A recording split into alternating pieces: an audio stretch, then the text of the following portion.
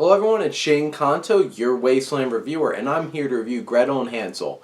And this is from Osgood Perkins, who directs this film, and it is a really creepy and unnerving experience sitting in the theater watching this film, where it's like horror movie, thriller, Wes Anderson movie.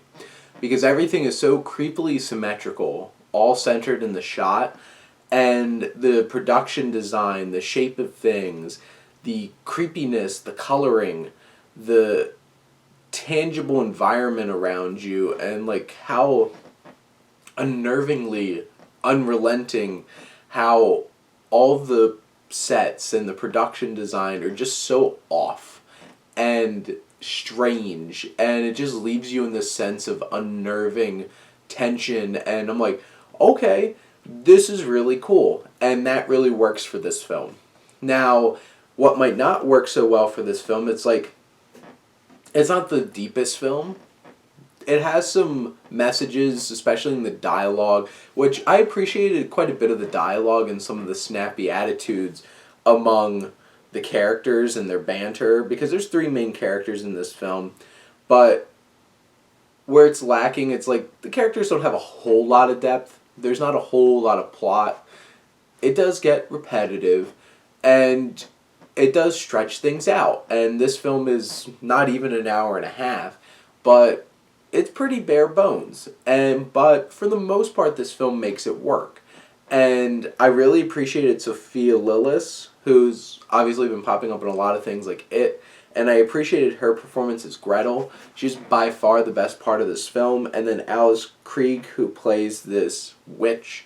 And there is some strong performance from the two of them, and like the kid that plays Hansel's, he's alright. He does his thing for the most part. It's strange that they all have different accents, especially the brother and the sister, which is weird, but you know. And there's shocking moments, there's creepy imagery, and that's really what this film lives and dies by, because it's like, it's pretty bare bones with everything else, but it is really creepy, it is unnerving, and it's enough to make for an interesting and unnerving experience watching a horror film. And honestly, I'll take that, especially for January, because most of it's crap. I thought it was considerably better than The Turning and The Grudge.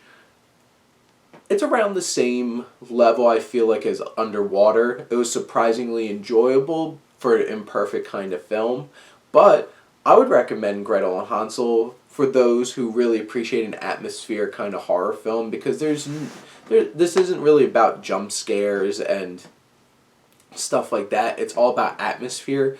If you appreciate A24 horror films, this Orion Pictures film is probably something that'll work for you.